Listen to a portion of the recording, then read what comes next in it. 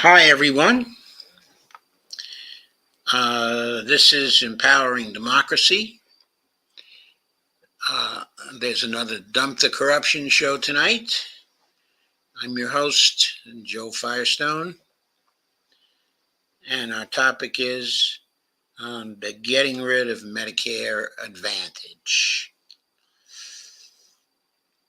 So before I get into getting rid of Medicare Advantage, what I want to do is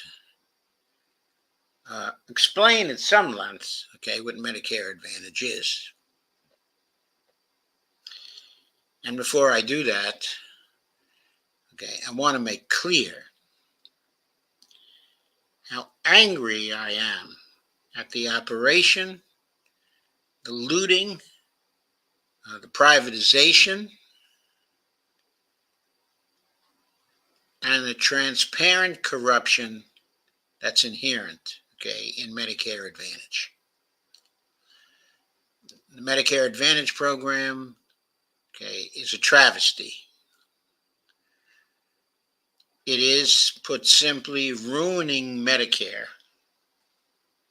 and it is threatening the health care of all who were part of the Medicare Advantage program.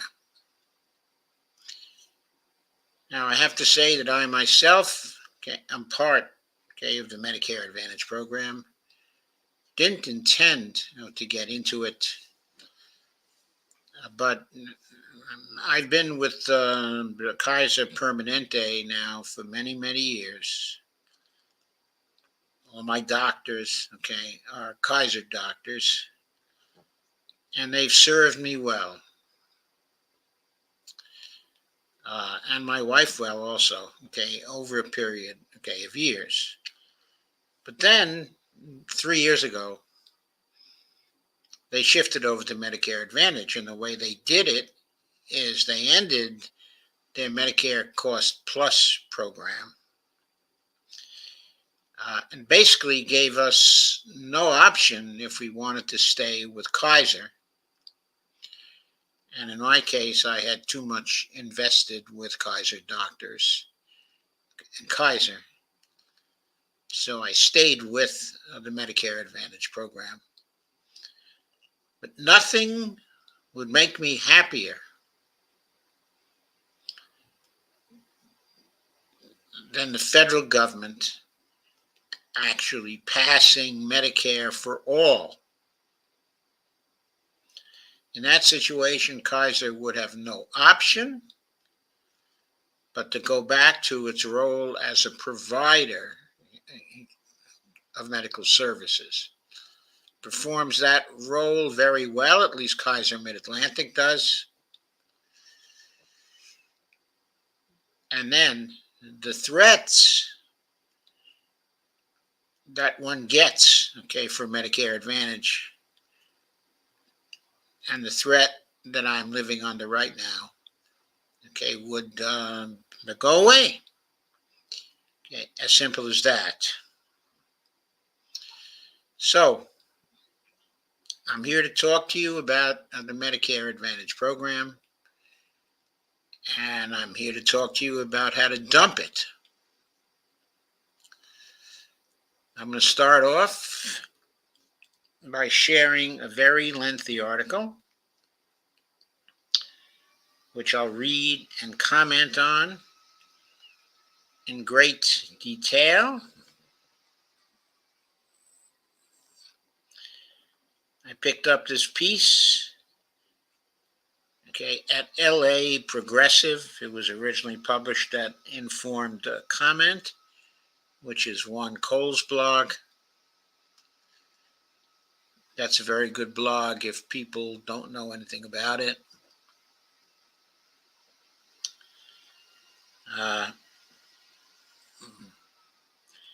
Okay, I want to say hello to Little Kim, who says the privatization of Medicare, is evil. And of course it is. And of course, he or she is correct. There are a few other people here, but they haven't announced themselves, as yet. But going back to the LA Progress article, it's called Whistleblower, colon.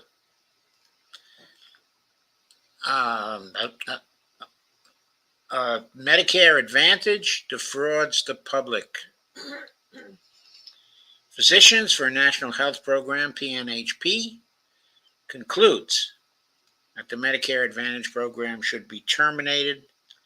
The article was written by F. Douglas Stevenson, and it was published on LA Progressive on September 3rd. So it is a few days old. Here's a nice friendly picture of people hugging each other. I think that is from one of the Medicare Advantage ads and is a stock photo. The article starts, Wendell Potter, a New York Times best-selling author, highly respected healthcare and campaign finance reform advocate, also an authority tackling corporate and special interest propaganda, has alerted us to the dangers of Medicare Advantage plans now offered by the private health insurance industry. The background of Wendell Potter is that he used to be a PR person for Cigna for many, many years. Then along about 2008 or 2009, if I recall correctly, he had had enough. It stuck in his craw. He was involved in a situation where a woman, I believe, from San Francisco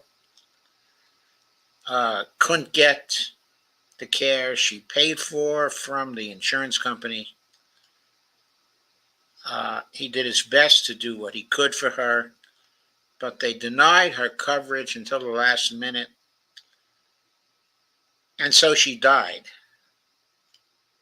And this led him to break with the insurance company and the insurance industry. And he's been a critic of it very frequently, actually consistently since. And he's one of the most effective critics of the health insurance industry. So, quote, in just a few weeks, unquote, says Potter, we're once again going to be bombarded with ads featuring healthy and happy-looking seniors playing tennis and telling us how wonderful their Medicare Advantage plan is and how much of a no-brainer it is to shun traditional Medicare and opt instead for a plan operated by a big corporation like Humana and Cigna. We'll hear insurers' shills tell us about the extra benefits we'll get, like discounts on gym memberships, $900 for groceries, and some coverage for dental, vision, and hearing. They're short on details, of course, and we never hear that coverage for those extra things can be pretty meager.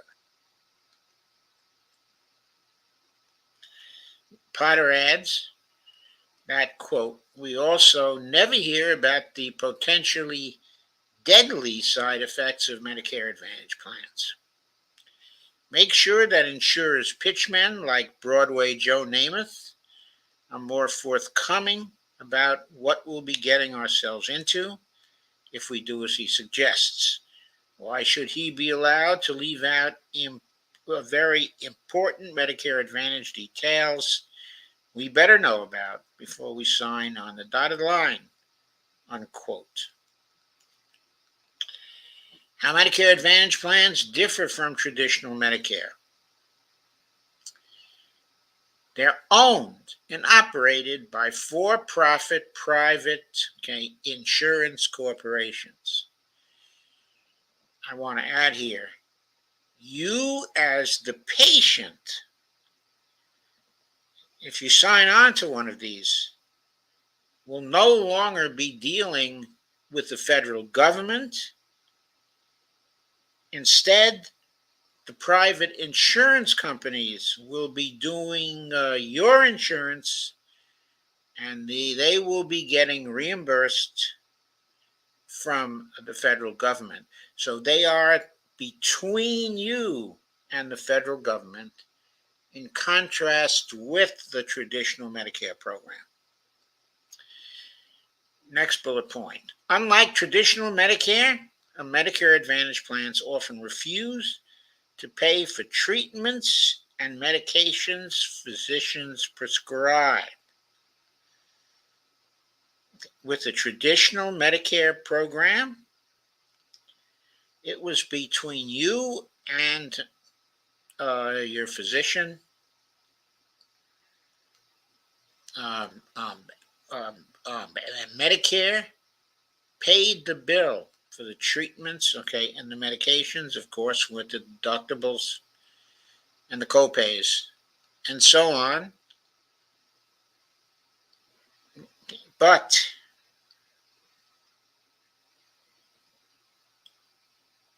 you were able to contact the government or contact Medicare, shift, to another physician, at any time, and there were no barriers to doing that.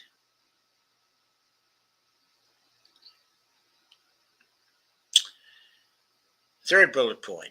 Unlike traditional Medicare, many physicians, the healthcare professionals, and hospitals will be off limits to patients because Medicare Advantage companies create their own proprietary and often skimpy networks, quote unquote, of healthcare providers.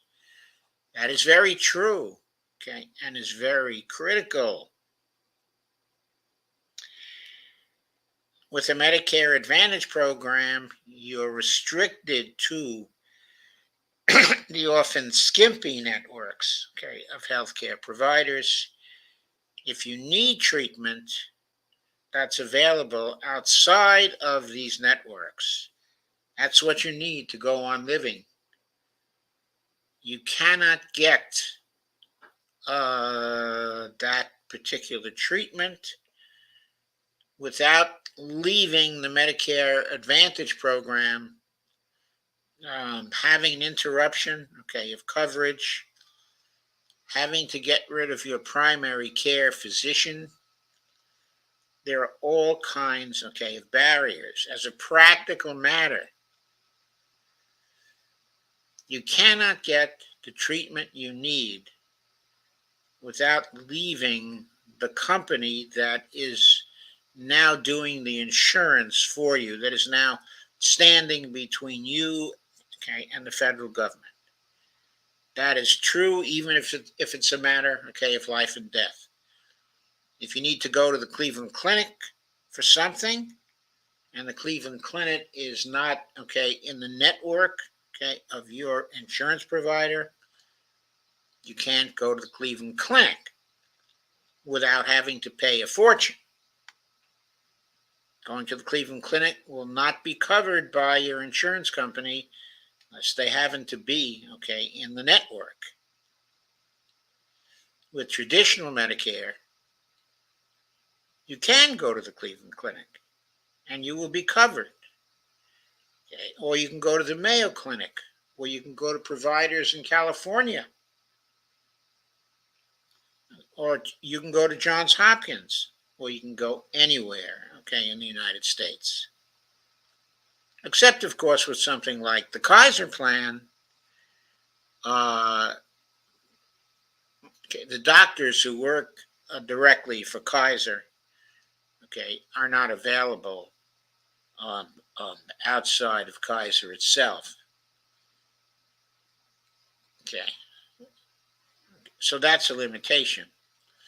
But mostly, the insurance companies, okay, are independent of the providers. The providers are independent, so you can go to any provider, okay, who's independent. Next, if patients go out of network, they could be on the hook for thousands of dollars out of their own pocket. Not just that they could be. Mostly, if they go out of network, uh, they are on the hook for thousands, okay, of dollars. In fact, a single scan can cost you more than $1,000. I had to have 2 scans last week, a bone scan, okay, and an MRI scan. Each one cost me $65.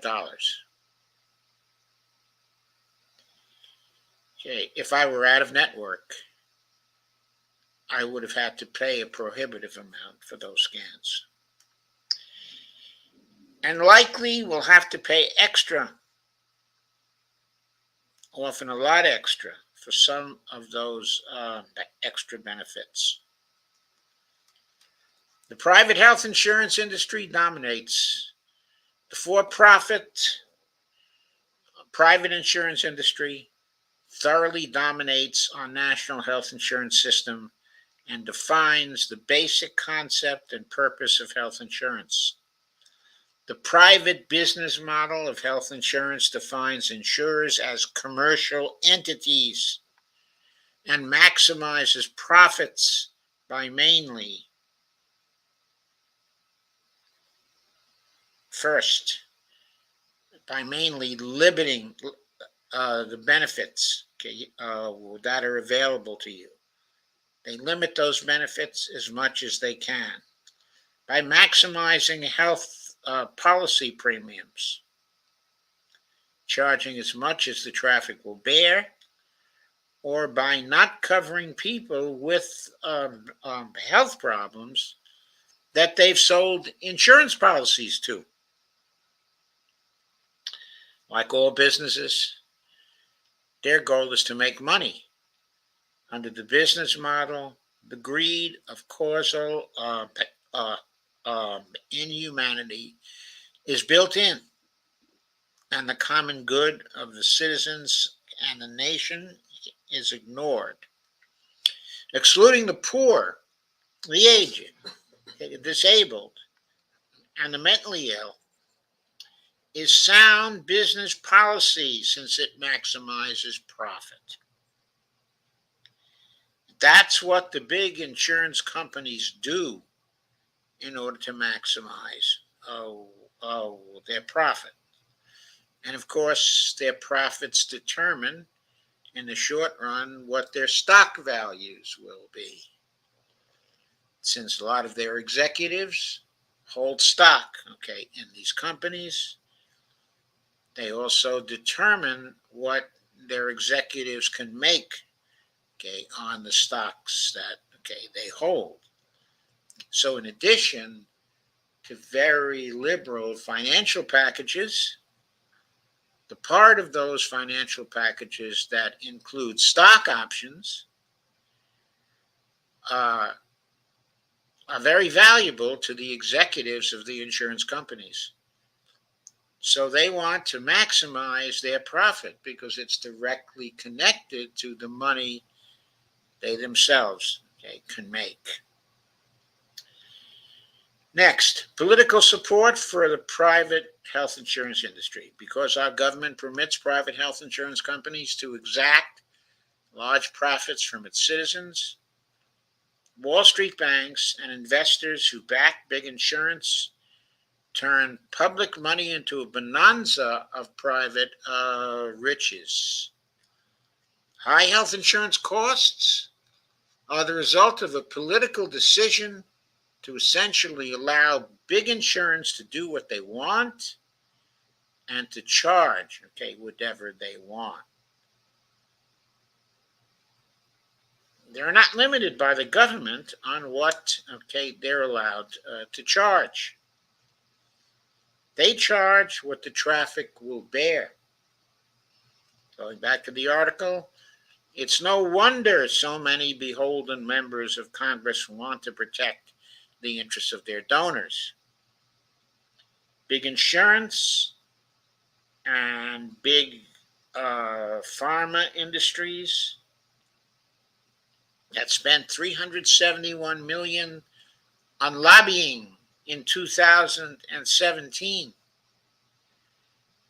Just an example, 2017. But of course, they've spent much more each year since then. They lobby all the time. The website blog, The Lever, quote unquote, reported that, quote, the Better Medicare Alliance, an advocacy group for Medicare Advantage plans, spent $570,000 lobbying Congress in the first quarter of this year. That's 2023. Nearly double the $330,000 spent in the prior quarter. That is the last quarter of 2022. All told, the four major publicly traded health insurance companies that operate the Medicare Advantage plans, as well as the insurance lobby, America's Health Insurance Plans, spent nearly $19 million on lobbying the federal government in the first quarter of 2023, an increase of 66% from the prior quarter. According to a Lever analysis of data from Open Secrets. If they spend $19 million a quarter, then that is almost $18 million per year. Just those four major companies and the lobby, America's Health Insurance Plans. Just those five entities. U.S. political and oligarch support for privatization of health insurance is grounded in the philosophy espoused by University of Chicago economist, the late Milton Friedman. Friedman said, quote, the corporations should not take into account the public interest, unquote, and added that, quote, the government itself should not take into account the public interest. The job of the government is to simply let everybody make as much money as they can, however they can, unquote. That is part of the neoliberal philosophy.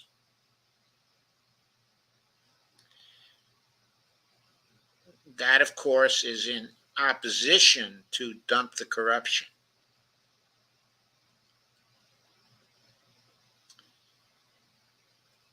From the point of view of the public, however, we want the corporations to take into account the public interest, or we want the government to take over the insurance business because we, the people, are in favor of the public interest, or as we might call it, the public purpose. In contrast, going on with the article, classical economist Michael Hudson,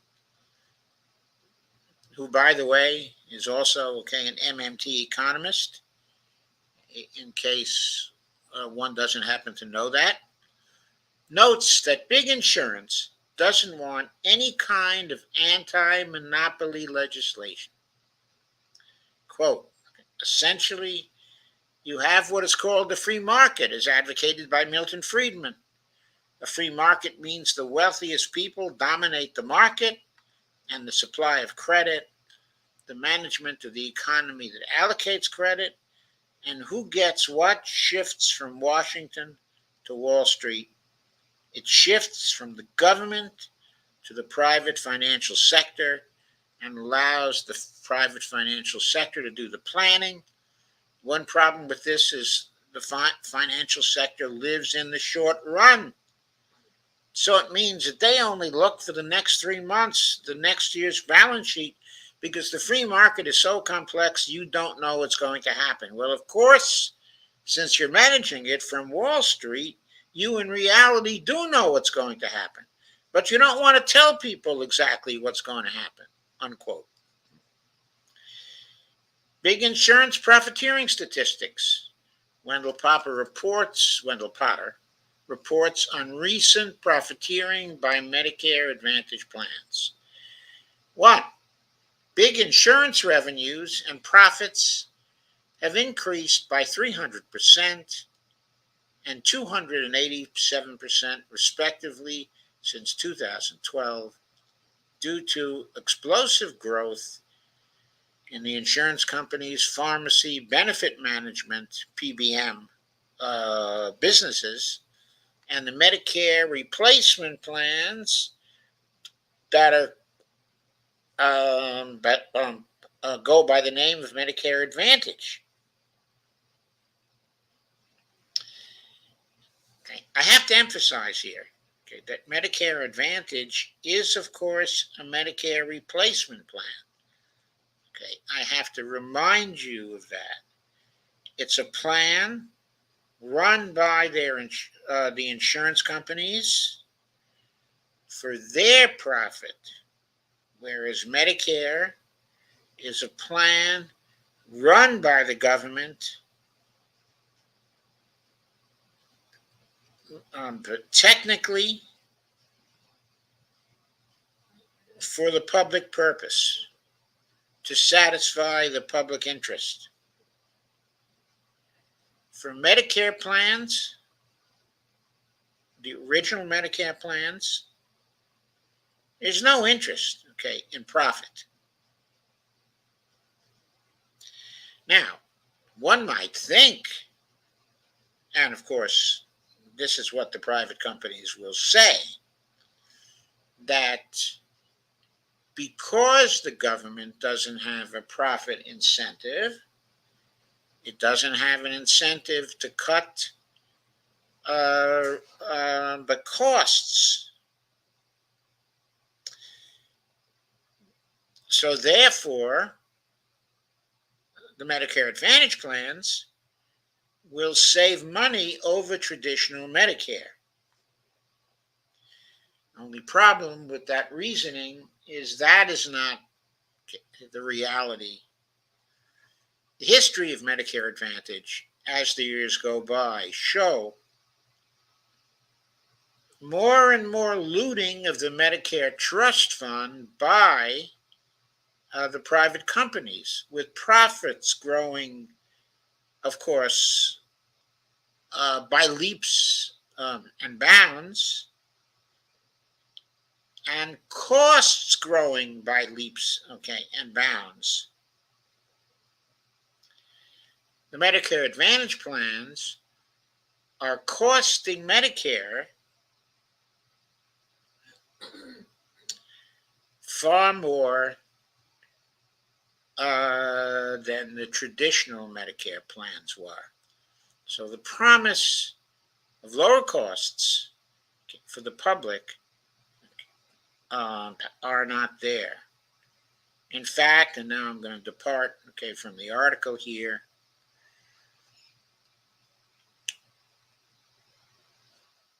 but total healthcare expenditures in 2022, if I recall correctly, according to CMS,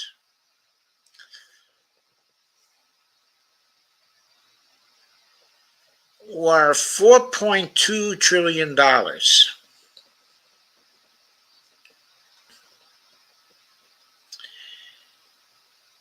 When we compare,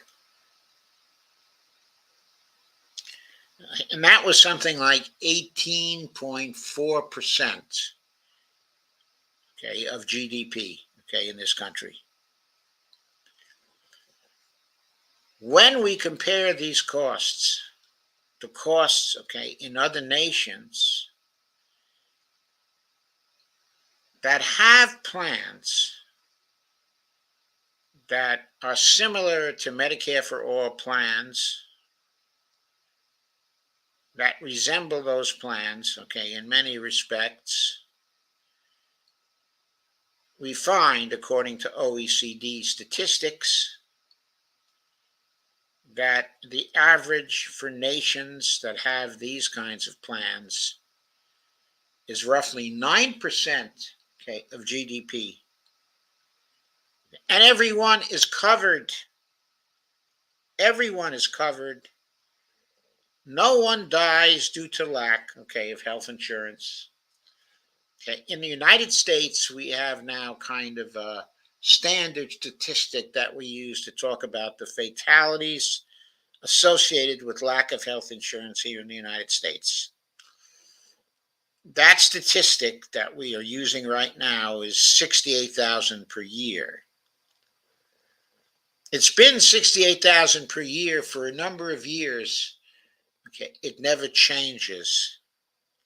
In spite of the fact that the population of the United States grows every year and is now something like 334 million people.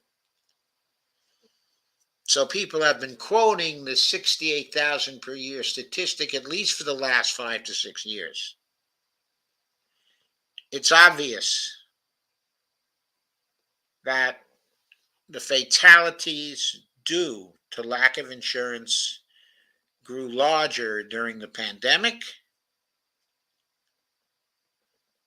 and that they grow larger each year because of the increase in population of the United States each year. That 68,000 is undoubtedly, okay, an inaccurate figure. I can tell you what the accurate figure is, but for an earlier time period, for years, critics of our healthcare system were using the figure 45,000 fatalities per year. This figure came out of a survey that was done in 2005. And in spite of the increase in population, each year that we have here, when 2008 came around, critics were still using the 45,000 per year figure all through the Medicare for all fight, the healthcare reform fight in 2008, 2009, 2010. Everybody was using the 48,000 figure. Based on some other surveys, okay, I did some estimates of what the real figures were, okay, during that period of time. I've not done those estimates actually since, but it turned out that the 45,000 figure was way too small. It had been going up 50,000, 52,000, 54,000, and the projections based on previous increases were far greater than that. Now, the fatalities were reduced by the Affordable Care Act. But of course, the Affordable Care Act didn't take hold until 2014. So the fatalities were increasing each year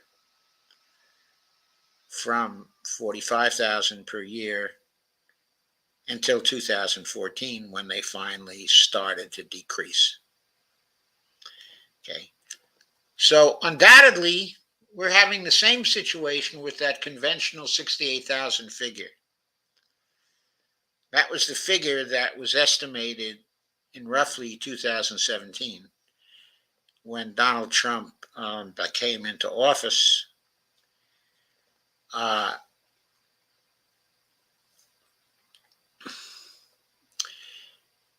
and we're still using that 68,000 figure now in 2023. So I'm saying to you, it's much more likely, it's very likely that figure, 68,000, is not right, and that we're into 70 and 80,000 fatalities per year by now, simply due to the increase in our population. Because when more people come here, when more people are born, they're not necessarily covered by health insurance. So the fatalities change each year. They go up, each year. They're not being reduced by the Affordable Care Act, anymore. They were for a time, but now they're going up again. Okay, going back to the article. 2, the for-profits now control more than 70% of the Medicare Advantage market. In 2022, big insurance revenues reached 70% of the Medicare Advantage market. In 2022, big insurance revenues reached $1.25 trillion and profits soared to $69.3 billion. That's a 300% increase in revenue and a 287% increase in profits compared to 2012, when revenue was $412.9 billion and profits were $24 billion. Weren't we told when the Affordable Care Act was passed in 2010 that it was going to cut into the cost curve, that the revenue for the health insurance companies would not increase, that their profits would not increase due to the effect of the Affordable Care Act? So much for neoliberal theory.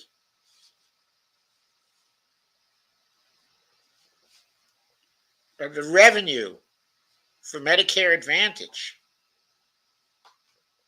tripled between 2012 and 2022. And the profits pretty much tripled also, 287%. The Affordable Care Act is and has always been a fraud on the American people. And part of the reason why it has been a fraud is due to the expansion of the Medicare Advantage plans. But that's not the only reason, as we shall see. 3, big insurance revenues have grown dramatically over the past decade. The result of consolidation in the PBM business and taxpayer-supported Medicare and Medicaid. I'll remind you again that PBM is the pharmacy benefit management businesses.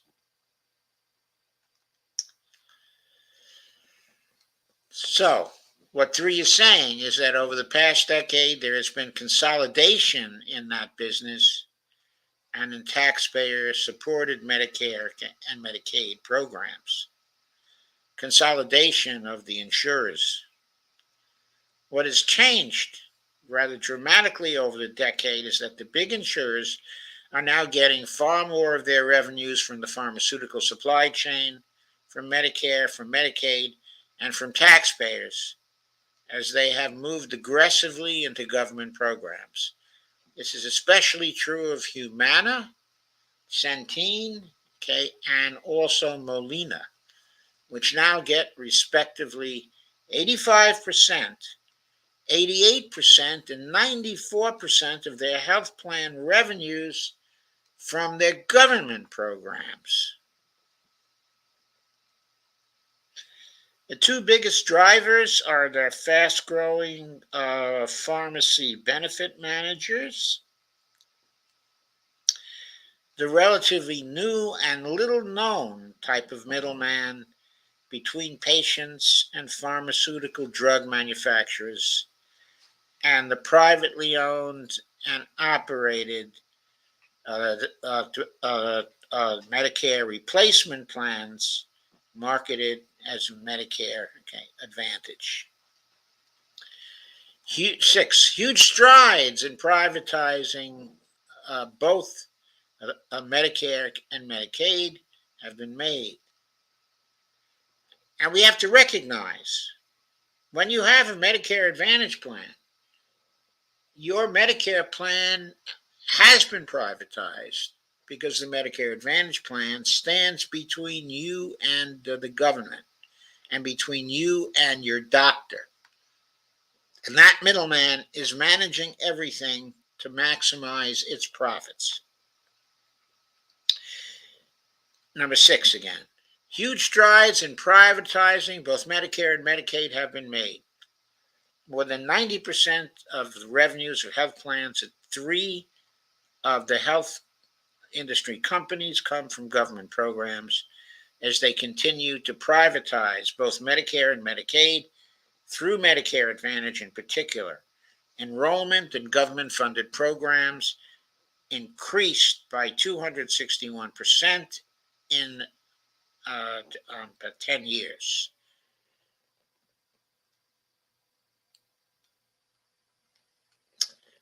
Voters do not matter. The voters don't matter because the American definition of democracy is oligarchy, where a small group exercises control, especially for selfish purposes. I strongly endorse that sentence.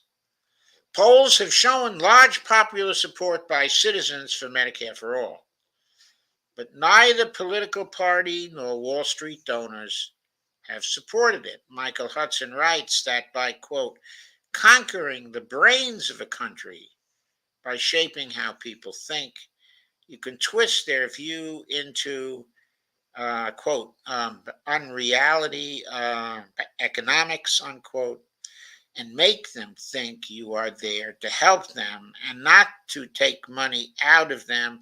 Then you've got them hooked, unquote.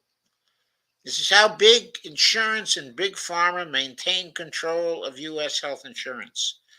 Our system is privatized, financialized, and unregulated so that private big insurance companies can make money, unquote. The assumption that whatever the market produces is rational and functional is the bedrock of Western economies, quote, and it's wrong, unquote, says economist Michael Hudson, quote, because it negates the fact that we really need some government power strong enough to override the self-serving special interest of oligarchs and other 1% corporate interests, and that takes a very strong government, which is why the free market / privatization people have always opposed strong government, and why their economic models don't give any acknowledgement for government investment in infrastructure that Biden wants or any government activity that is able to override that of the 1% rentier class, the financial class, the property owning class, and the monopolists from the corporations. That's the problem we have, unquote. Further, traditional Medicare is threatened by new private profiteers, private profit, quote, the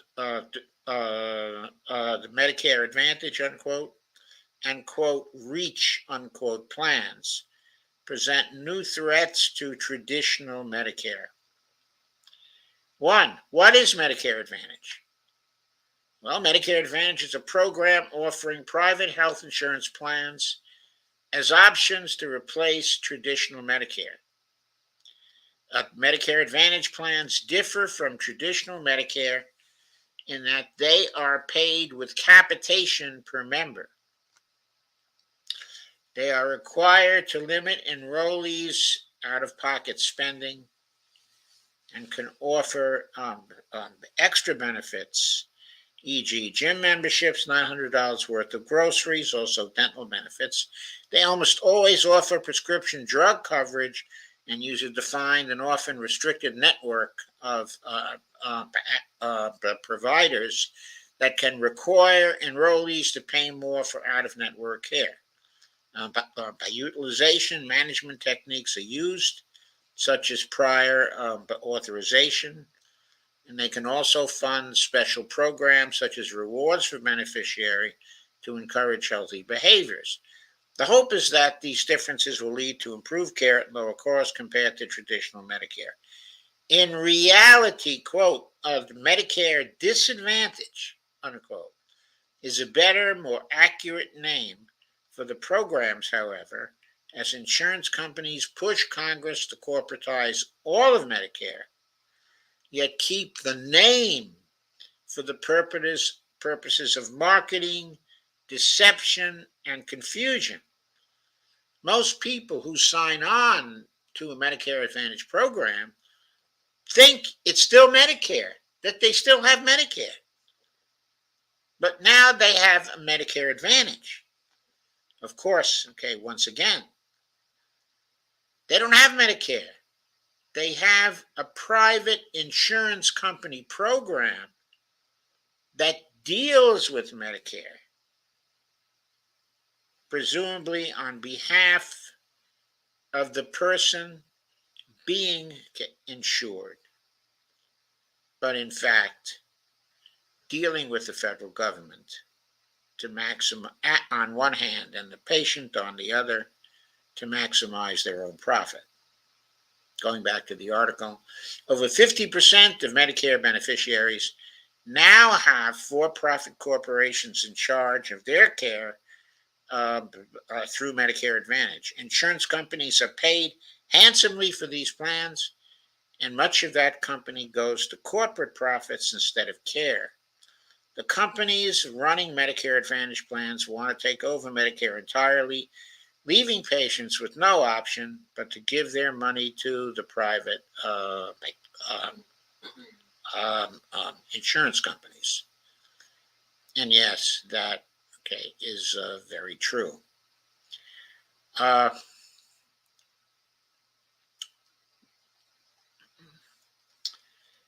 There's a statement by Wendell Potter here that we don't have time to play, but I commend it to you. The link to this article is in the description. Okay, denying treatment. Investigations into claim denials in Medicare Advantage found that insurers were inappropriately denying treatment and tests that should be covered, under Medicare. That is, theoretically, the Medicare Advantage plans are supposed to offer the same coverage, as Medicare. But they don't, because they're denying claims that would be covered, under Medicare, that would be valid under Medicare, and they're denying these claims to maximize their profits. Physician surveys show that these practices often cause patients to suffer unnecessarily and can even be life-threatening. In some cases, Medicare Advantage insurers were found to spend just seconds on each claim, and they even denied claims using artificial intelligence instead of medical experts. And by the way, I don't think the people who deny claims, not even including AI, I don't think the people who evaluate claims on the part of the insurers, and deny claims now, are medical experts. I think they're basically clerks I've never heard of the insurance companies employing medical experts uh, in order to evaluate whether claims are valid or not. I think that's a fable. Deceiving patients and taxpayers. Reports from journalists, researchers, and government agencies have shown that health insurance companies like United Health and Cigna overcharge Medicare by giving patients exaggerated or entirely false diagnoses. Several companies have been fined or sued and agreed to large settlements. Medicare Advantage insurers are taking citizens' tax dollars for conditions they aren't even treating. Bottom line, Medicare Advantage is not the same, okay, as the Medicare program that Americans have come to know and love. The private insurance industry has spent millions on advertising in order to hide the ugly truth. Their MA plans raid taxpayer funds and routinely fail to deliver the care that patients expect and also deserve. So, Medicare Advantage should be terminated. Physicians for National Healthcare Program, PNHP, concludes that the Center for Medicare Services, CMS, should terminate the Medicare Advantage program.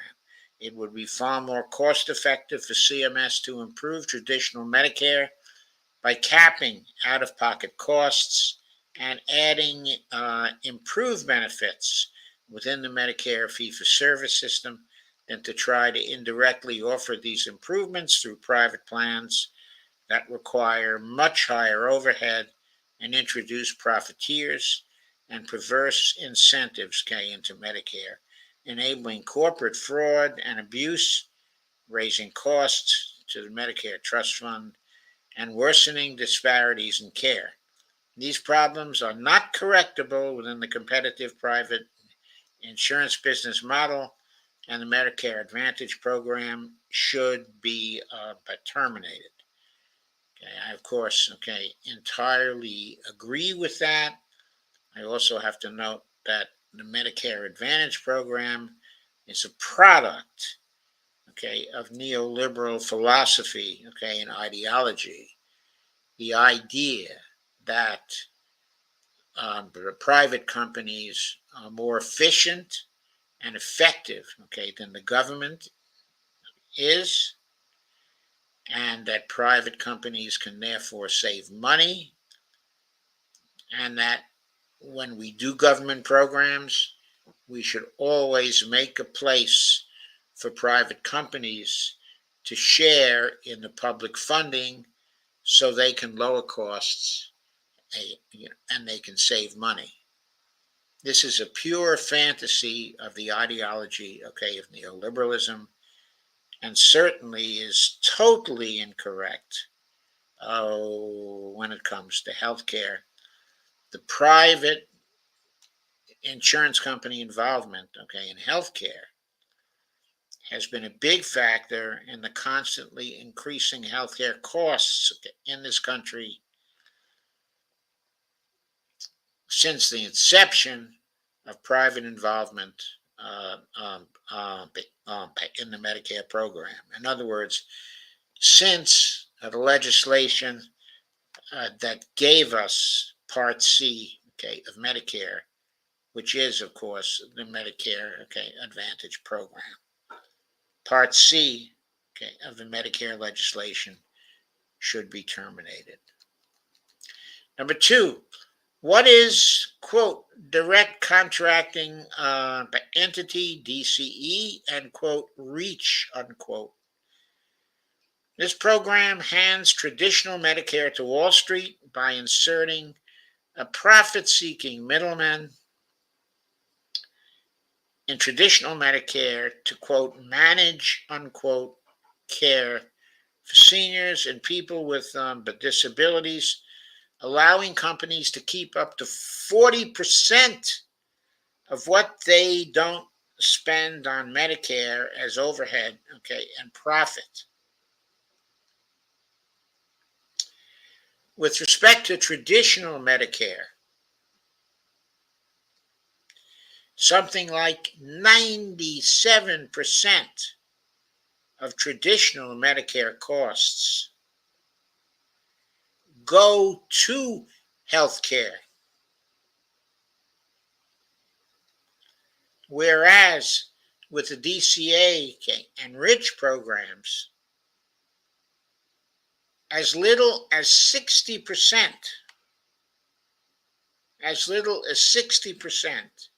can go to actual healthcare costs. Companies can keep up to 40% of what they don't spend on care as overhead and profit. And this is supposed to cut costs? No, can't possibly cut costs. This is a scheme for profiting the private insurance companies who, are middlemen that we don't need in the area of medical insurance. The classical Medicare plan has always had very low rates, of overhead.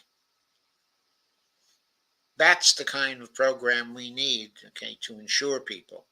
In the area of healthcare, the government can and does do a much better job than the private insurance companies.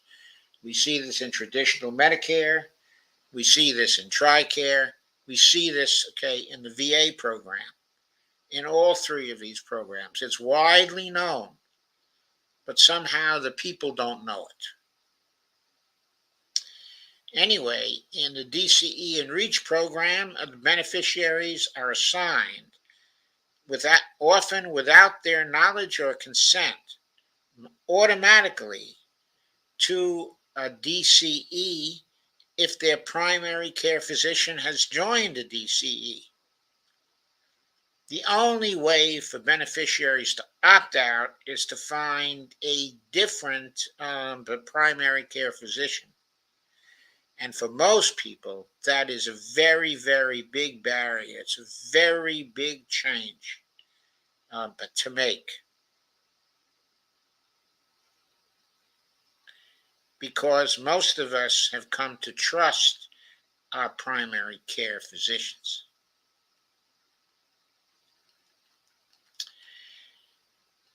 It's all profits over patient care.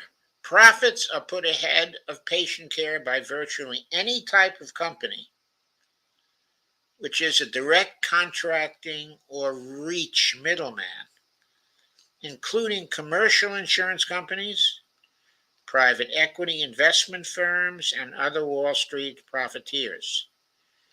DCEs expand profiteering to all of Medicare. Direct contracting companies have already enrolled 1.8 million beneficiaries with plans to take over all of traditional Medicare in the next decade. What should be done is to terminate DCAs and REACH. It would be far more cost effective for CMS to improve traditional Medicare by capping out-of-pocket costs and adding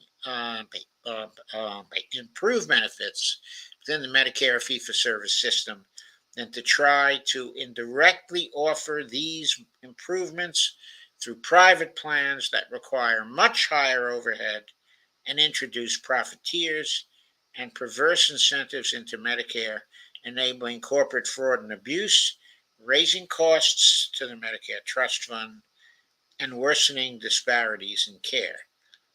These problems are not correctable within the competitive insurance business, and the DCE REACH programs should be terminated.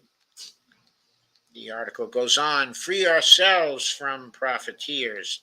We now have several decades of experience with the conversion of health and mental health care into a business. Our health care is being rationed with care guidelines determined by profitability and secrecy, decided in private Wall Street corporate boardrooms.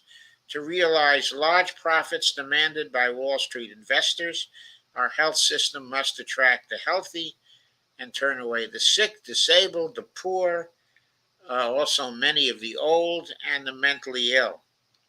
To maintain corporate control of U.S. healthcare insurance, our system is privatized and unregulated. Private big insurance companies are in the business of making money, not providing full health care.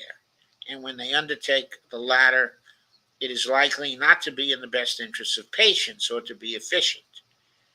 The administrative costs and immense profiteering are greater in the private healthcare insurance system, and even Medicare itself is weakened by having to work through the private system.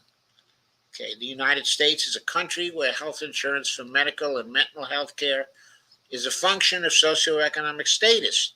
Everyone knows that this inhumane system should have been corrected long ago. We must immediately end our moral crime of having the greatest health system in the world, but only for those who can afford it. We must support the common principle that healthcare is a human right, must be free from corporate profit, and must be achieved through national legislation. Okay, I want to comment here on this.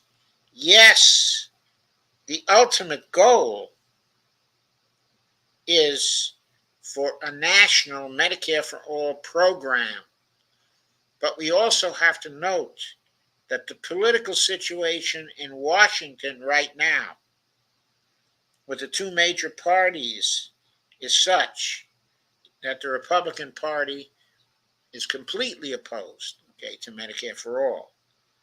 And great opposition exists inside of the Democratic Party due to donor activity with respect to the leaders of the Democratic Party, the committee chairs.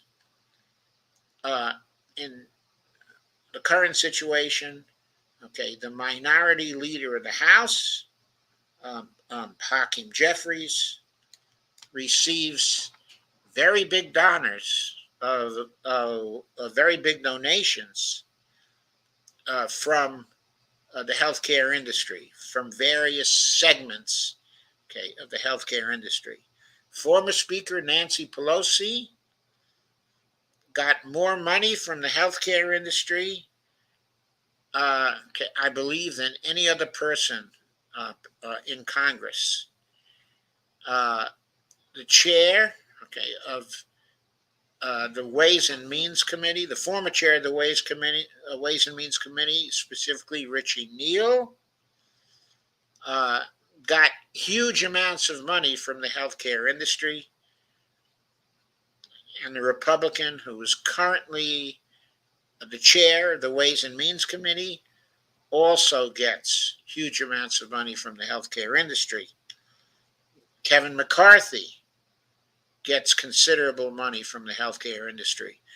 The leadership of the House in both parties is corrupted by the healthcare industry, by donations from the healthcare industry. Many of the senior people in both parties, on the majority side and on the minority side in the House, are also corrupted by donations from the healthcare industry. When we move to the Senate, the same is true for the Senate. The majority leader of the Senate, Chuck Schumer, has been bought off by the healthcare industry for many years. Big healthcare contributors also are supporters, okay, of Mitch McConnell, okay, on the Republican side, and supporters of the key committees that are responsible for healthcare. Now, of course, there's Bernie Sanders, okay, in the Senate, who's the chair of the Health Committee right now. He is a Medicare for All supporter, okay, of course, but most of the other people, okay, on that committee, on the Republican side, okay, are bought by the healthcare interests, and many of the Democrats are also bought by the healthcare interests.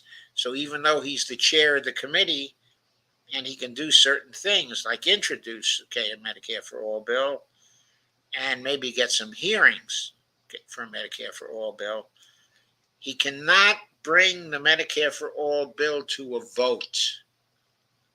He doesn't have the power to do that. He's been pressuring for years to do that. He was pressuring from the budget committee, okay, to do that. He was pressuring as a senator. He was pressuring as a congressman. All to no avail. No Medicare for All bill has gotten to the floor of Congress. Okay. I don't believe one has ever gotten to the floor of Congress. It's blocked by the leadership, in spite of the fact that 70% of voters want Medicare for All.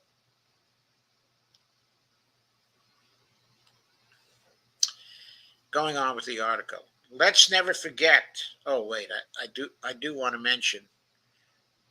I want to be careful to mention the conclusion of this. Because of the blocking that occurs of national Medicare for All, at this point,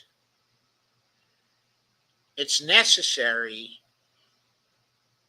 to create a movement outside for single payer health care that, okay, is overwhelming. One possible way of doing that is to go through the states. Some people view going through the states, okay, as a distraction. I view going through the states as a way of building the Medicare for All movement. If we can get single payer bills into key states, for example, Washington, California, New York, Massachusetts, okay, Minnesota,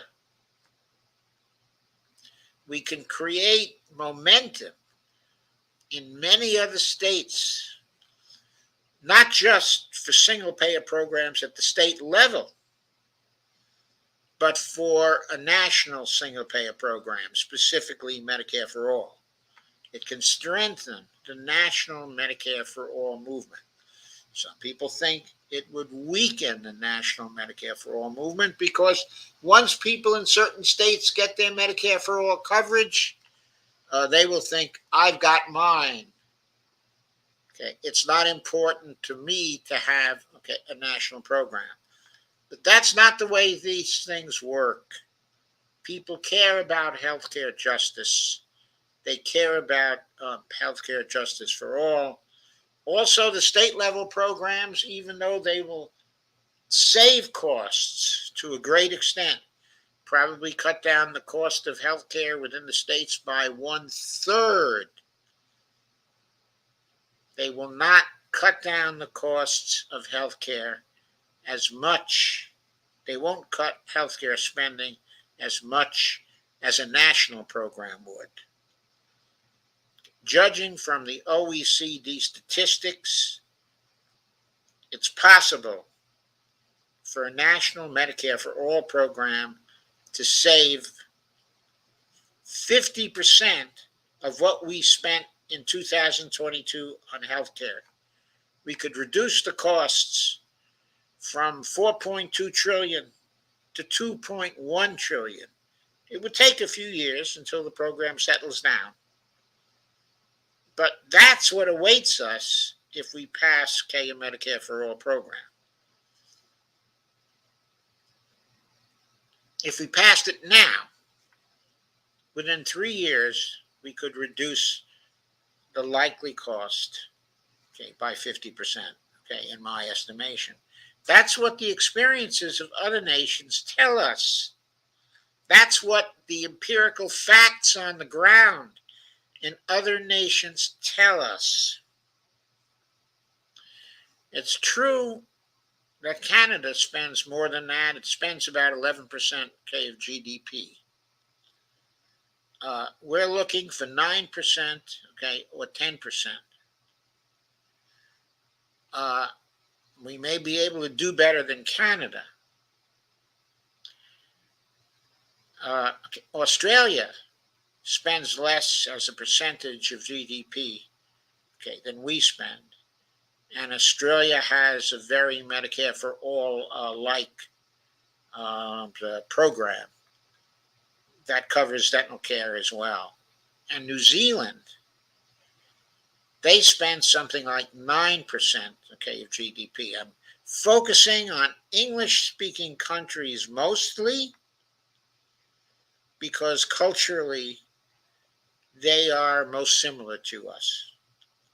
My point is, some of them are down there around 10% of GDP and 9%, of GDP. We're currently at about 18.5 to 19%, of GDP.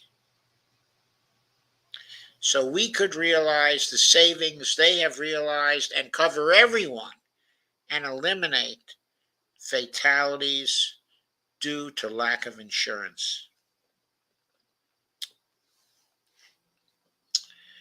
So the state level path, to Medicare for all is an option for us right now. Now, if the national situation changes, if we have a president who will support Medicare for all, if we have a Congress full of people that would support Medicare for all, of course it would be better to go the national route. It would save more money and give us better care. There's no argument about that. But with the political road absolutely blocked, we have to take the opportunities where we find them.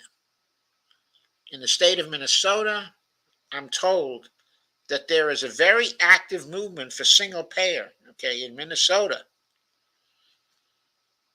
that it's developing overwhelming popularity in the state. I hope that is true.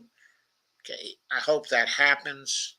We should all be tickled if Minnesota gets a single payer program. It is a step towards getting a Medicare for all program at the national level.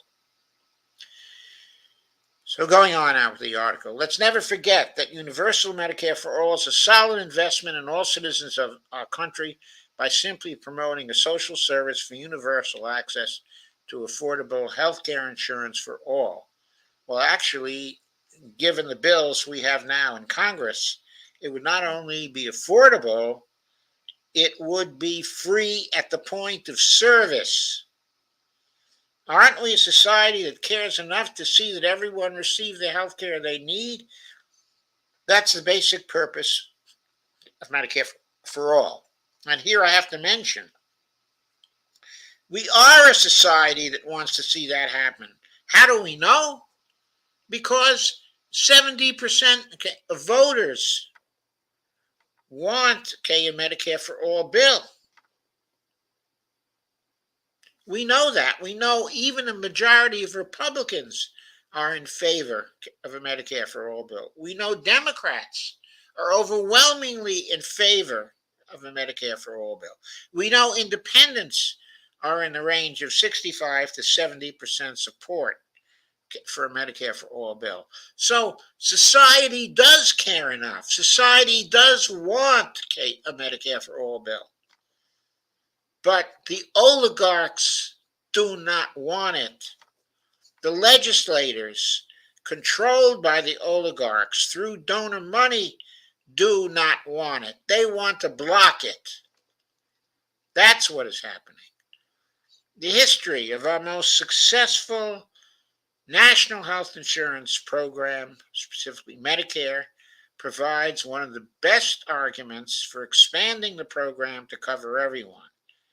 It's time to end inadequate and dangerous health insurance programs.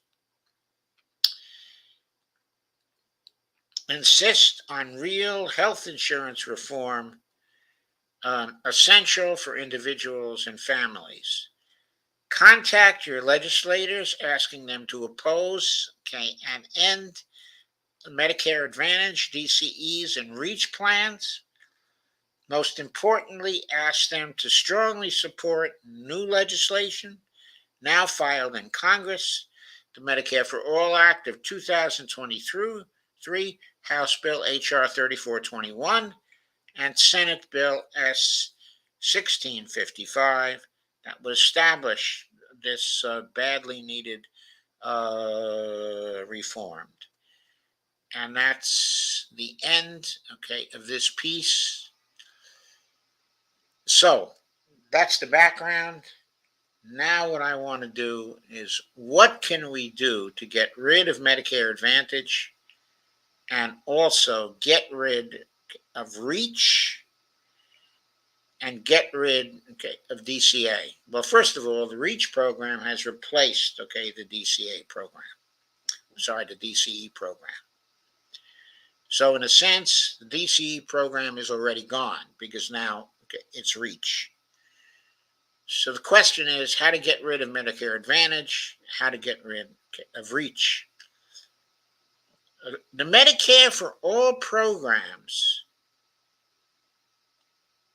H.R. 3421 and Senate Bill 1655, if passed, would get rid of the Medicare Advantage, and the REACH plans, provided also there was something explicit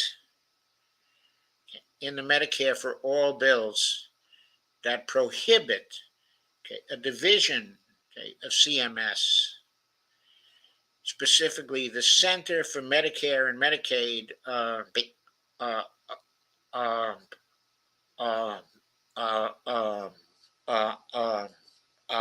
innovation, otherwise known as CMMI, that would specifically predict a CMMI to devise any new plans that involved the involvement of the private sector. There must be an amendment to these bills to specifically prohibit the CMMI from acting in this way. Now, short of that, if we elected a new president who was against the Medicare Advantage, and REACH plans, then that president could see to it, that administrators of HHS and CMS and CMMI were people who were opposed to those plans and who would end those particular plans. So those are two ways, in which we can get rid of Medicare Advantage, and REACH plans, either by specifying in legislation that those are prohibited,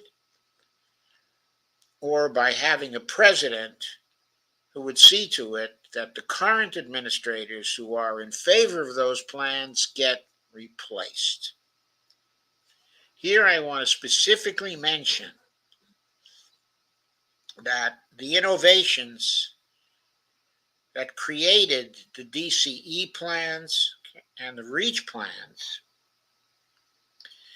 the DCA plan was started during the Trump administration, but in the Biden administration, he appointed someone by the name of Elizabeth Fowler, who had been instrumental in the passage of the Affordable Care Act, and who's constantly running between the private insurance companies, and the government.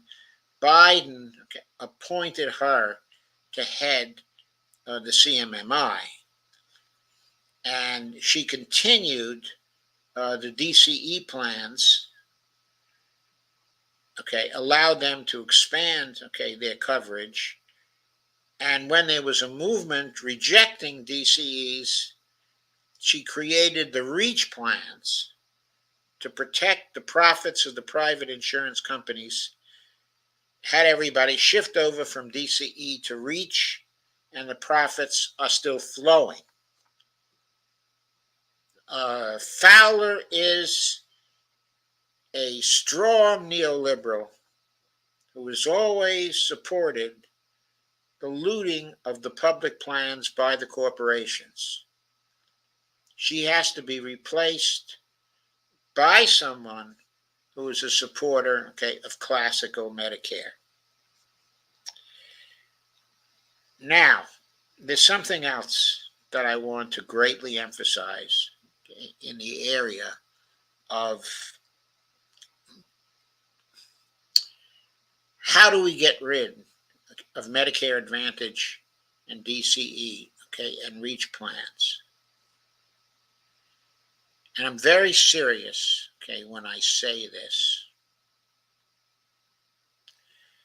Right now, Congress and the executive branch are both in the grip of the donors. As many of you know, the Supreme Court itself is in the grip of the donors right now. They've seen to it that a majority of the Supreme Court is comprised, of reactionary neoliberals who want to shrink down the government and make it nearly powerless against the corporations. It's a Supreme Court that favors actually plutocracy. A Supreme Court that favors an oligarchy running the United States. So we have to get rid of the Supreme Court, but we can't do that. We can't do that unless we change the executive branch and we change the Congress. How do we do that? That's what the Dump the Corruption movement, is about. What we're trying to get going with respect to the Dump the Corruption movement is a movement to get people to vote in a certain way in 2024 at all levels, of government, at the local level, at the state level, and at the federal level, especially in the congressional elections and also the election, for president. Specifically, what we need to do is to make the donor money toxic and to reject anybody who is taking, the donor money, to vote against them, to vote against them. Now, some of you may say, well, what happens if we have two candidates and they're both taking donor money? Who do we vote for? Well, you vote for the person taking the least amount of donor money, generally speaking.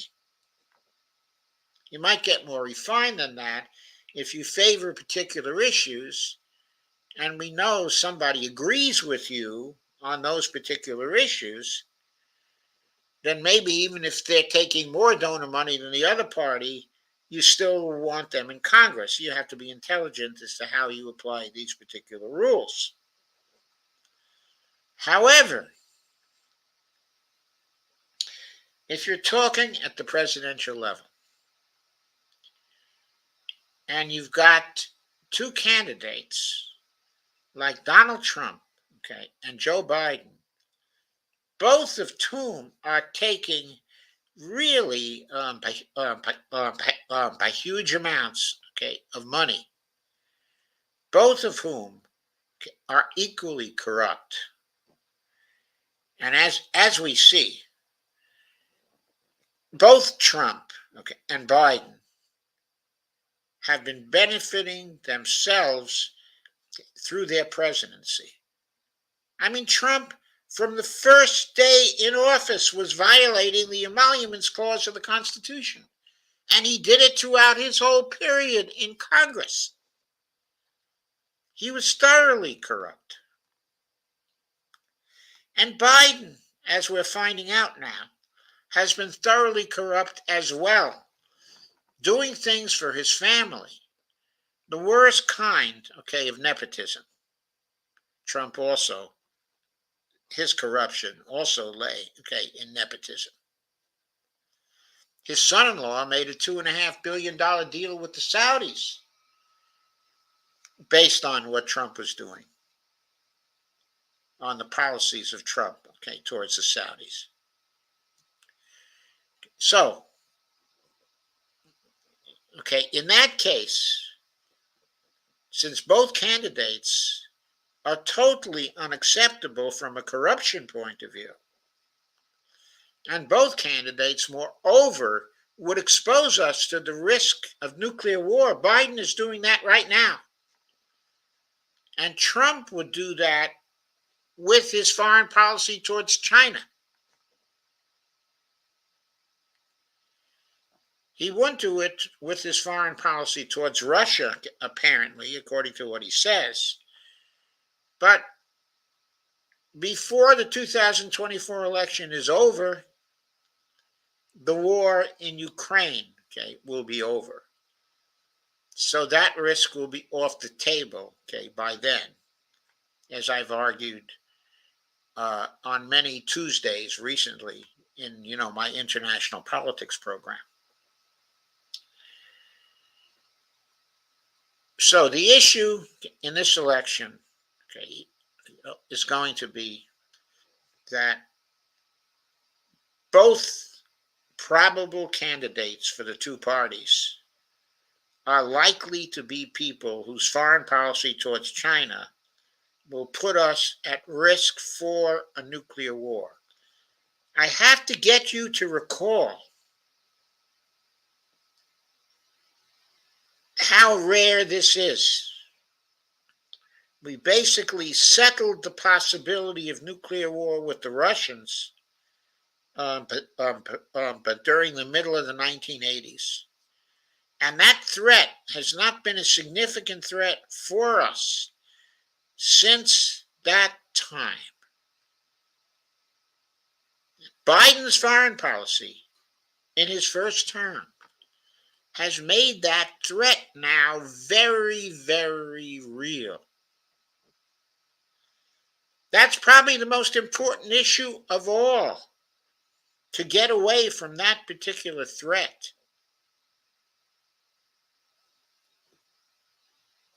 And from the corruption point of view, you have both of these candidates as equally corrupt candidates. So you should not be voting for them, at that level.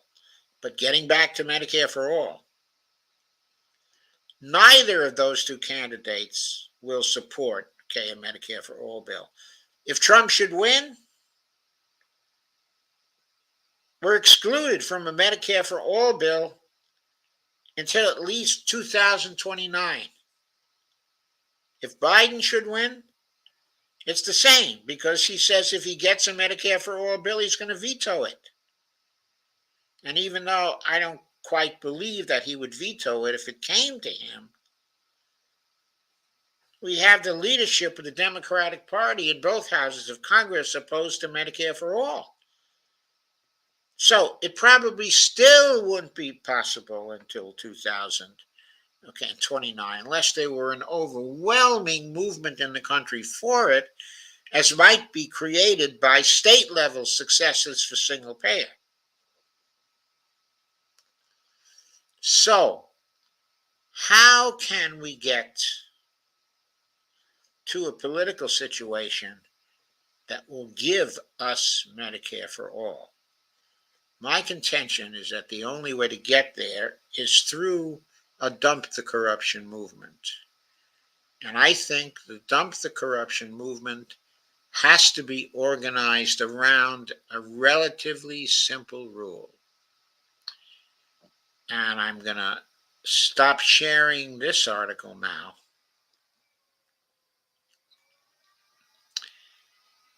And I'm going to show you the relatively simple rule.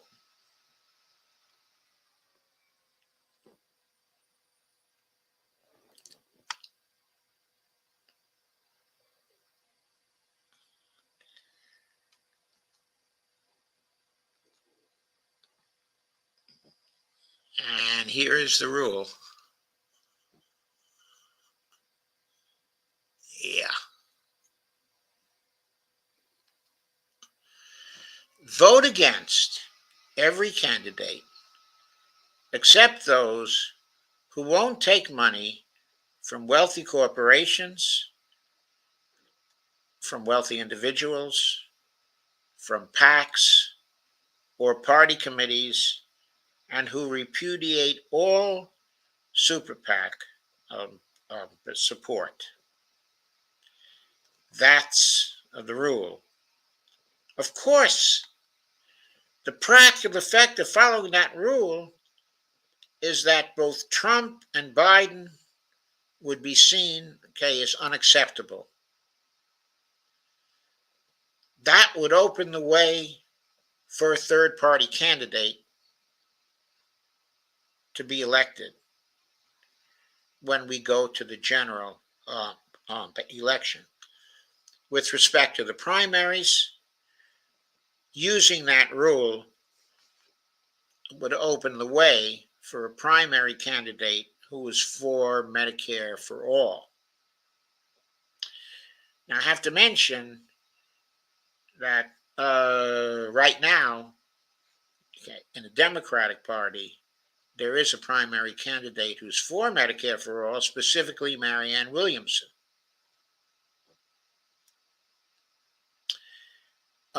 Also, with respect to Bobby Kennedy, he doesn't think that Medicare for all is practical right now, but he does think, it's the best program. So, if we were to change the Congress through use of this rule, he might still be a possible candidate to vote for. The only problem is he's already taking considerable money from wealthy corporations, from individuals, from PACs. I'm afraid he doesn't have any party committees for him thus far. But he's got the PACs, and he's got, I think, at least a few wealthy corporations, and he's got some individuals who are going to be for him. But it's some time until the primaries start, and who knows what can happen. He can change his view between now and then when it comes to accepting big money. If he does, then he might be a viable person to vote for, in the primary. If he doesn't, then the only viable person to vote for now in the Democratic primary or the Republican primary would be Marianne Williamson, as things now stand. But I don't know about the financial details of Marianne Williamson's campaign. She might also be taking money from wealthy corporations, wealthy individuals, and PACs and super PACs. I don't know those financial details yet. I haven't seen anything in Open Secrets that shows the kind of money that she would take, and I haven't seen any articles, on that subject. I have seen articles that make it clear that Bobby Kennedy would be taking big money. So,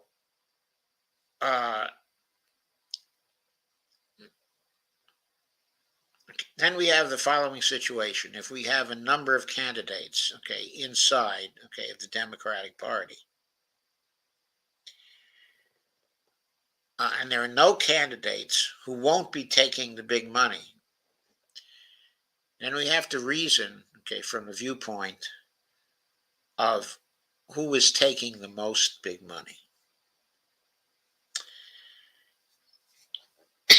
I don't know how that's going to work out, but I'm saying you follow the rule. If you have to moderate it, the simplest way to moderate it is to say, I'm going to vote for the candidate who is taking, okay, the least amount of big money on the theory that that is the least bought candidate, okay, on the part of the donors.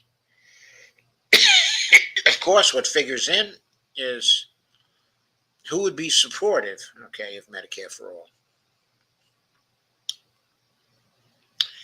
And so that's important uh, um, um, as well. I have to emphasize voting in the primary is very, very important. You don't want to end up having a choice between Biden and Trump again, because both are unacceptable. So you don't want to risk that. You want to vote in such a way as to recognize the unacceptability of both Biden and Trump, because both of them are so corrupt and because their policy positions are too weak on the climate and opposed, okay, to Medicare for all. Those are the reasons why they, okay, are unacceptable and why you have to repudiate them with your vote. So the first order of business is to defeat these two in the primaries, okay, of the major parties. Once the primaries of the major parties are over, then the action shifts over to the general election, and there you apply the rule again. If there are candidates who are taking the big money, you don't vote for them. You vote for candidates who are taking either far less of the big money or who are not taking any big money at all. I suspect in this election that may narrow the choice to Cornel West. But I don't know. There's a lot of time yet. Okay, it could be Marianne Williamson will have only a small donation campaign. It also can be that Bobby Kennedy will shift to a small donation campaign as we get the Dump the Corruption campaign going. The stronger we get, the greater incentive he will have to go to a small donation campaign. So I'm telling you, that's the way to get to Medicare for all. It's the only way to get to Medicare for all. Using this rule, you can totally change the House, okay, of Representatives. You can sweep all the Republicans away and all the Democrats away. Because as those who've been watching this program know, there's no Democrat who wasn't taking any money from wealthy people. Most of them were also taking money from wealthy corporations, PACs, okay, or party committees. And most of them were cheerfully taking support from super PACs as well. If you apply this rule, every Democrat who's running for office in 2024 would be defeated. Every Republican who is running for office in 2024 would also be defeated. You'd get a total change of the Congress. What would be the result of that? One result would be that the new Congress people, fearing that this would happen again, in 2026 would look to their voters for support. And their voters, as we know, are on the average 70% in favor of Medicare for all, okay, across the board. So that's the way to get a Medicare for all bill passed through Congress. Okay. Now you may ask, what happens if we get rid of everybody? We'll get rid of Bernie Sanders and we'll get rid of Pramila Jayapal too. So who's going to write the Medicare for all bills then if we have all new people? Well, the Medicare for all bills are introduced in Congress. They're part, okay, of the congressional record. Insofar as they're good bills, the new Congress people who are willing to vote for Medicare for all can reintroduce those bills and pass them. They don't need Bernie Sanders to do it. They don't need Jayapal to do it. They're part of the congressional record. That's not going to be a problem. The problem is getting rid of the donors. The only way to get rid of donor influence right now, since you can't pass any legislation to stop them, you can't pass a constitutional amendment to stop them, what is the only way we could stop them? We voters have to emphatically reject the big donor money by rejecting the candidates who are taking the big donor money. And if that means we reject everybody, then we got to reject everybody. Because, number one, in writing this political system is getting the donor money out. That's the only way we'll be able to take back our democracy. That's what everybody has to realize. That's the way we get rid of Medicare Advantage. That's the way we get rid of the REACH program. That's the way we get other necessary things we need, which is a knockdown, drag-out climate emergency program to save us all. We need Medicare for all, okay, in the worst way. But we need other things in the worst way as well. We need a foreign policy that doesn't put us into conflict with other great powers and risk a nuclear war. Oh, by the way, for those who don't know, turns out Putin has made a decision that he's now going to give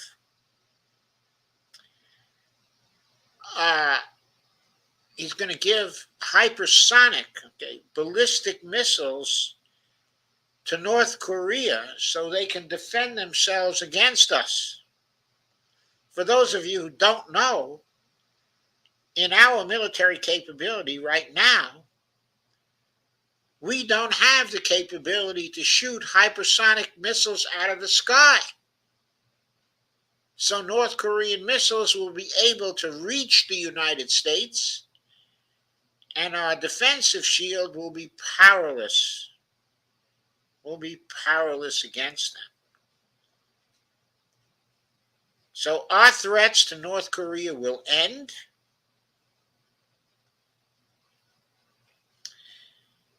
But we will be in a position where we will be vulnerable to the hypersonic missiles of Russia, China, okay, and North Korea as the conflict with them goes forward in the international system. In other words, we cannot have that conflict. We must have a president. We must have a Congress that is going to end that particular conflict by developing a United States collaborative foreign policy with the other countries of the world, a foreign policy that's supportive of their development, that's supportive of them, and puts people, all people, our people, their people, before profits of our corporations. We must have that. It is a matter, it's an existential necessity, okay, for us, okay, for us all. Okay, so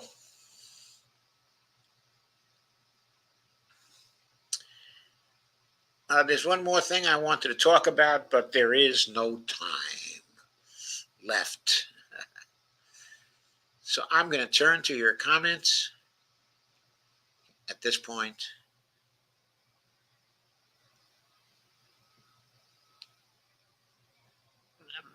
Stop the screen,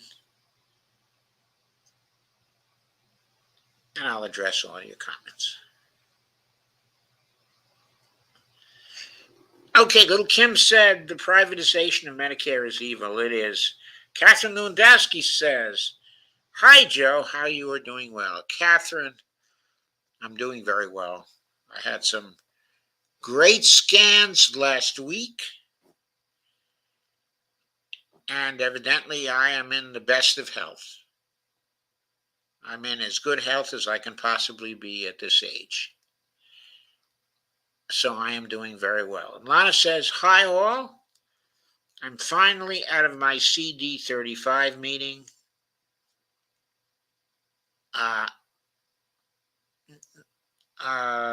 Making some BEA right now. I'm not sure what BEA is. Oh, making some tea. Be right back. And Lana says, hi, Catherine. Lana says, please all hit the like button and share. And please don't forget to subscribe as well. Robert Copeland says, we need Medicare for all, or at least CalCare here in California. But I don't see either happening anytime soon. Why not, Robert? Because of the donors. Because of the donors. I don't see it happening in Washington State either, unless the election of 2024 gets rid of Annette Cleveland, okay, in the legislature. Okay, I don't see it passing out there. Maybe Catherine has a different opinion, but she's been blocking it for years. And either there has to be a ballot initiative that's successful, or she has to be gotten out of there. Okay, says, hi, all. Yes, Medicare for all. Catherine says, hi, Lana. Just making dinner. Catherine says, hi, Robert. Have you had a chance to watch the presentation of our Washington Health Trust to our UHC? What is that? Seems to be a universal health care here in Washington. Robert says, Catherine, no, I haven't seen it. And Lana says, Senate District 35, not CD. Specifically, Minnesota isn't that big. Laugh out loud. Robert Copeland says, the first state that I think will be first to get a single-payer health care is the state of Washington. I sure hope so, Robert. I sure hope so. And Catherine says, it's really good. I'll try and find the link. Find it for me also, Catherine, because I don't think I've seen it yet. And Lana says to Robert that Minnesota might be first. And Catherine says, here it is, Robert, worth a watch. Where's the link, Catherine? I don't see it. Friar Steve says, single payer payment plan. That's it. Me.gov.me. My doctor and government pays. No insurance companies. No insurance companies indeed, Friar Steve. Lana says, I hope Minnesota gets their version of a single-payer healthcare system soon. I sure hope so. Lana says, we're going to do everything we can, Robert, Okay, and Lana's right at the center of that movement out in Minnesota these days. And hopefully, whichever is first will cascade to the rest. We sure hope so. Robert says the plan to get CalCare by CNA is a bleeping joke. Oh, God. I'm so sorry to hear it. You're saying the plan to get CalCare by California Nurses Association is a bleeping joke. What has happened to the California Nurses Association? What's going on with them? Catherine says now they're not even counting COVID cases anymore. It's awful. Catherine says, yes, Lana, hopefully it will. Robert says, my congressperson, Doris Matsui, doesn't support Medicare for all. Right. So you know how to vote against, Robert, don't you? Robert says, I know patient dumping is supposed to be illegal in California, but it still happens. Okay. What patient dumping is you actually dump them out of the hospital onto the streets after a limited amount of time in order to limit costs for the health insurance companies. And Catherine says, Robert, and mine don't either, and they're Democrats. Catherine, because they feel choice, okay, is important. Catherine, okay, I've got to say this. Choice is nowhere near as important as the fatalities that come from not having, okay, a Medicare for all type of program. What choice is it anyway? It's choice of insurance companies. It's not choice of doctors that we're talking about. Who cares about choice of insurance companies? What do you care as long as the insurance company pays the bill? As long as the insurance company doesn't try to deny you health care because it's trying to make profits. Choice of insurance company is not important, especially when you have a single payer program that's going to allow you to go to any provider in the state. Robert Copeland says, one of my U.S. senators supports Medicare for all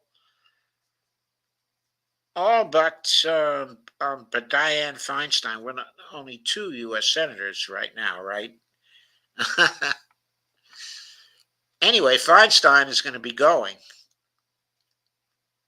She doesn't support Medicare for all, but she'll be gone after this term. This is definitely her last term.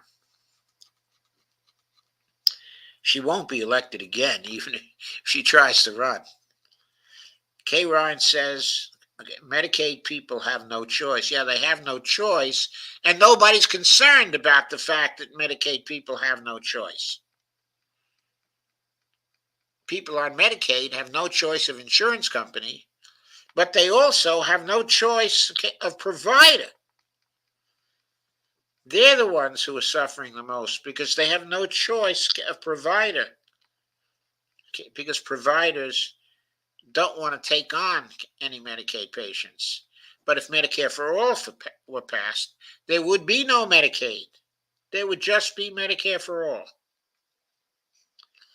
Robert Copeland says, I hope AJR 4 passes in the state Senate.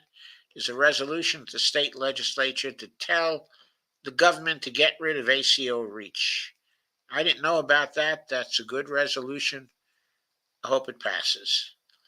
Kay says Medicare for all, and she says also United Health is the worst. Robert Copeland says we need to do a ballot measure to get Cal here in California, but a lot of people that support CalCare don't support by doing a ballot measure, which is, by the way, silly, Robert.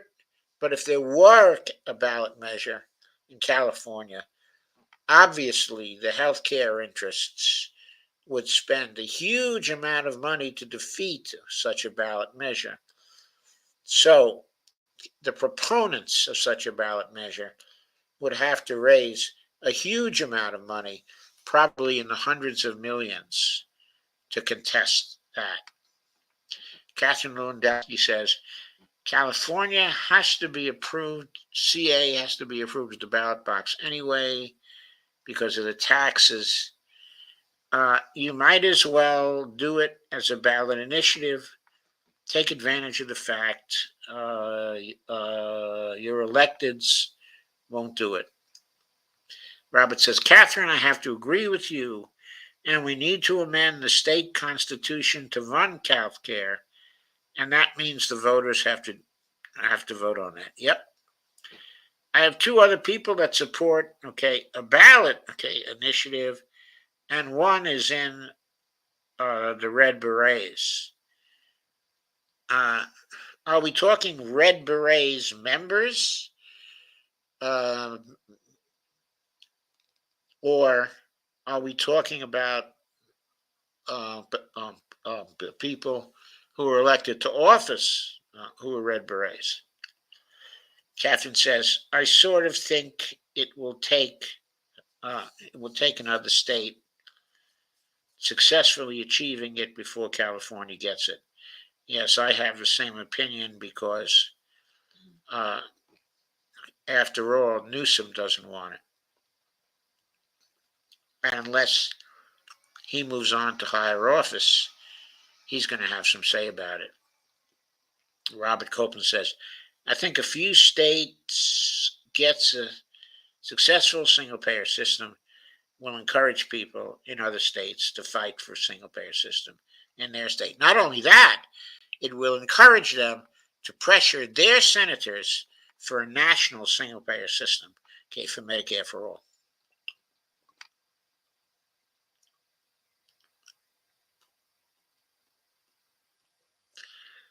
Jeffrey Denton posts an icon I can't see in this interface.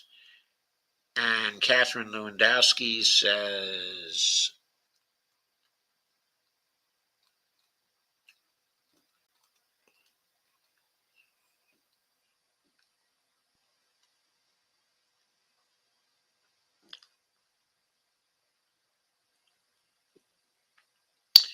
Catherine says, I don't think the Green Party takes anything from PACs. Well, we're not talking about the Green Party here. We're talking about specifically whether Cornel West would take money from PACs.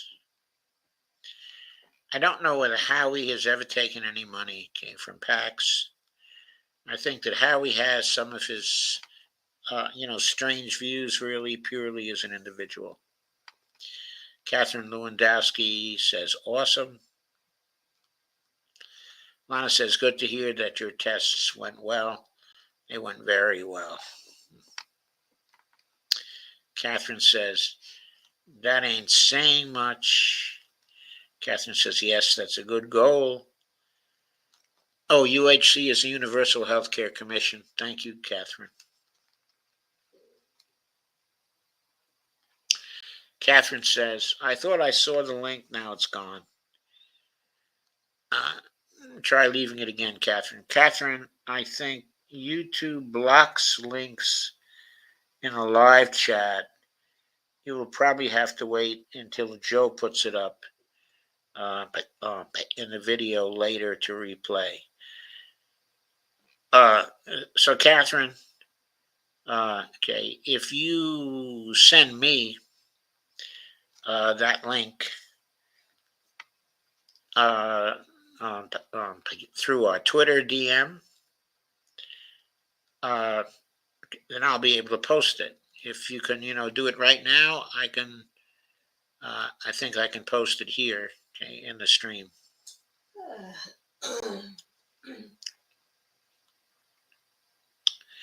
Catherine says, you could find it easy by searching for the whole Washington YouTube channel. Thank you, Catherine. And she says Medicare for All offers the most choice. She's right. but not according to my rep. Well, what you can talk to your rep about is, argue with her over whether choice of insurance companies is important. Ask her who cares about choice of insurance companies as opposed to choice of doctors.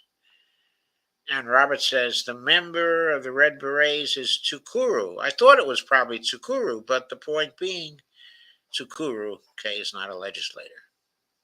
Okay. Tsukuru is a great activist, though. Okay, a great activist. Catherine says,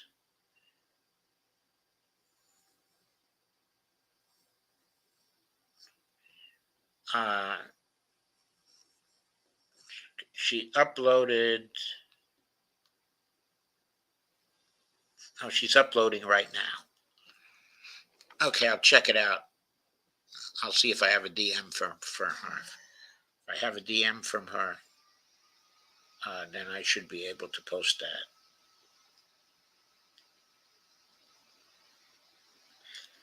Okay, Catherine, I don't have your DM yet.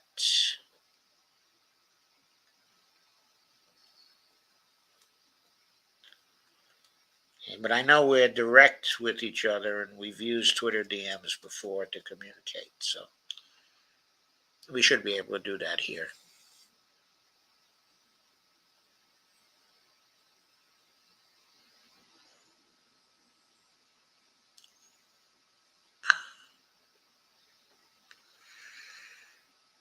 Okay, not yet there. Okay, any more comments? Catherine says she will send it in a few. Thank you. Okay.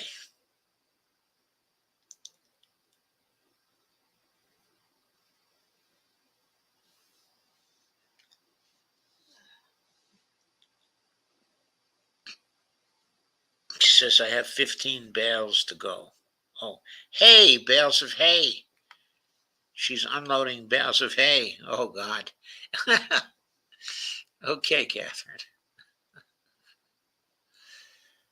Okay, folks, if there are no more comments, I think it's time to say goodnight. I hope you like this stream. I hope you take the solution I suggested really, really seriously, because I honestly think we're not getting Medicare for all, okay, unless we change this Congress in a very, very radical way. And that has to be by getting rid of the people who won't support it.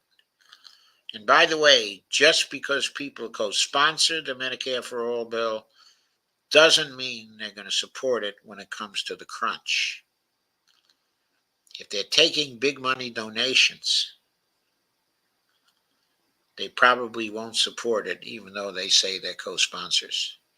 If Hakeem Jeffries tells them not to support it, even if they are co-sponsors, many of them will not support it. They won't go against their leader. And of course, among the Republicans, nobody's going to support it, okay, at all.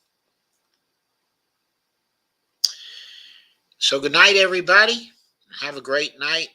I'll be back tomorrow with my weekly neoliberal show on empowering democracy.